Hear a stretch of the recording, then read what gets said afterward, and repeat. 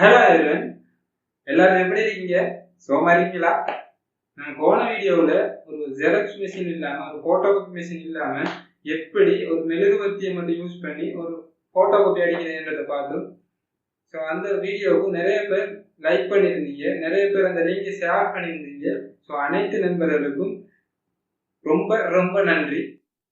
அந்த வீடியோவை பார்க்காதவங்க மேலே ஐ பட்டனில் லிங்க் கொடுக்குறோம், போய் பாருங்க. இன்றைய காலகட்டத்தில் ஃபோனுங்கிறது எக்கச்சக்கமாகவே வெளியாகிருக்கு. எல்லாருக்குமே தெரிஞ்ச விஷயம். ஐஃபோனாக இருக்கலாம், சாம்சங்காக இருக்கலாம், சோனியாக இருக்கலாம், ஒன் பிளஸ் கூட இருக்கலாம். இவங்க தொடர்ந்து ஃபோனை இறக்குமதி செஞ்சுக்கிட்டே இருக்காங்க. நம்மளும் அதை வாங்கிக்கிட்டே இருக்கோம் இல்லையா? ஓகேங்க, அதை விடுங்க. ஆனால் நம்ம ஏற்கனவே யூஸ் பண்ண ஃபோனை நம்ம என்ன செய்யறோம்? தூக்கி வீசுறோமா? இல்லையே அதையும் நம்ம வித்துக்கிட்டே இருக்கோம். அங்கதான் நம்ம ஒரு பிள்ளை வரும். என்னன்னா, நம்ம போனை இன்னொரு விற்கும் போது நம்ம போன்ல உள்ள டேட்டாஸ், போட்டோவா இருக்கலாம், வீடியோவா இருக்கலாம், டாக்குமெண்ட்ஸா இருக்கலாம், என்ன வேணா இருக்கலாம். நம்ம டேட்டாஸை அவர் மிஸ்யூஸ் பண்ண 100% கண்டிப்பா வாய்ப்பு இருக்குங்க. ஓகே, இப்போ நீங்க கேட்கலாம், என்னப்பா எப்படி சொல்றேன்? நான் போனை ரீசெட் பண்ணிட்டு தானே கொடுத்தேன், போனை ஹார்ட் ரீசெட் பண்ணிட்டு தானே கொடுத்தேன், மெமரியை ஃபார்வர்ட் பண்ணிட்டு தானே கொடுத்தேன், அப்படி என்ன எடுக்கிற, அப்படி பண்ண இயலாது என்று நீங்க கேட்கலாம்.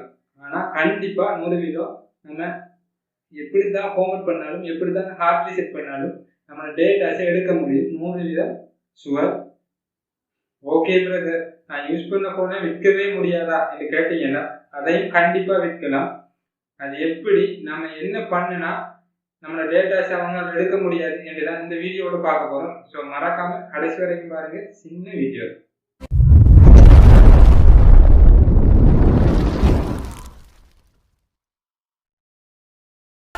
வீடியோக்குள்ள போக முதல்ல ஒரு விஷயத்தை சொல்லிடுறேன். என்னன்னா, ஒரு சிஸ்டர் வந்து என்னை தொடர்பு கொண்டு, நான் இந்த மொபைலை விற்க போறேன், அப்படி விற்றா நான் ரீசெட் பண்ணாலும், நான் இந்த மொபைலை ஹார்ட் ரீசெட் பண்ணாலும் இந்த மொபைல்ல இருந்து அவங்க பேக்கப் பண்ணி இந்த டேட்டாஸை எடுக்க முடியுமா என்று கேட்டாங்க. அப்போ நான் வந்து செக் பண்ணிட்டு அவங்களுக்கு அதுக்குரிய தகவலை கொடுத்தேன். ஸோ இது ஒரு முக்கியமான விஷயம், இது எல்லாருக்கும் சொல்லணும் என்று தான் இந்த வீடியோ உடனே ரெடி பண்ணேன்.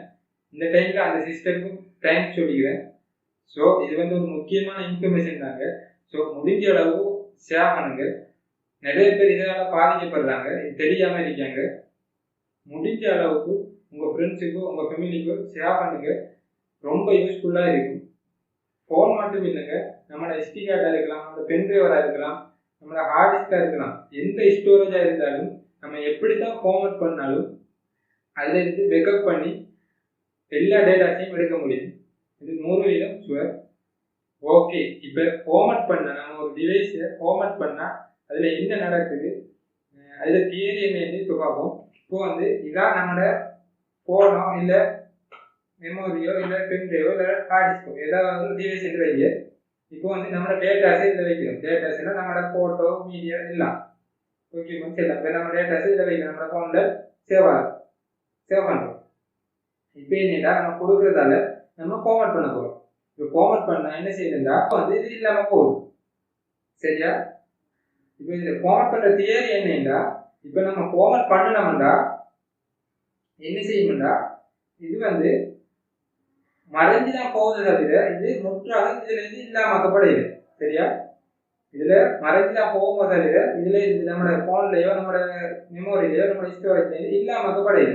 ஆனா நம்மளோட ஸ்டோரேஜ்ல இருந்து நம்மளோட டேட்டாஸ் வந்து அப்படியே இருக்கு. சரியா? ஸோ பேக்கப் பண்ணா நம்ம அதை எடுக்கலாம்.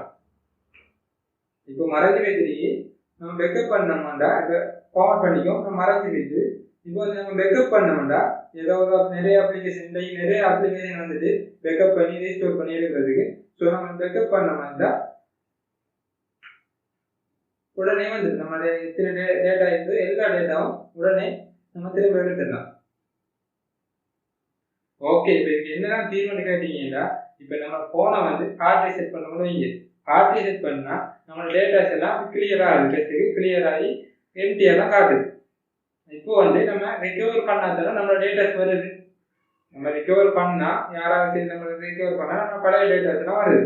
இப்போ இதுக்கு என்ன ட்ரிக்குன்னா, இப்போ நம்ம ரீசெட் பண்ணிட்டு ஹார்ட் ரீசெட் பண்ணிட்டு கிளியர் ஆகிற டைமில் நம்ம திரும்ப ஸ்டோரேஜ் கூடுனால வீடியோ ஏதாவது செய்யணும்.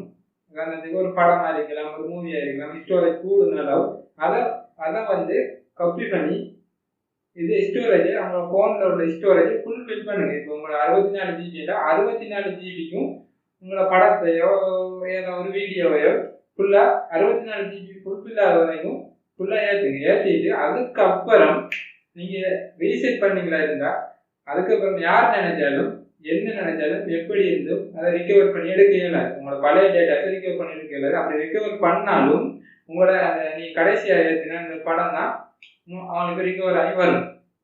ஓகேயா? ஓகே ஃப்ரெண்ட்ஸ், இதான் இதற்குரிய சொல்யூஷன்.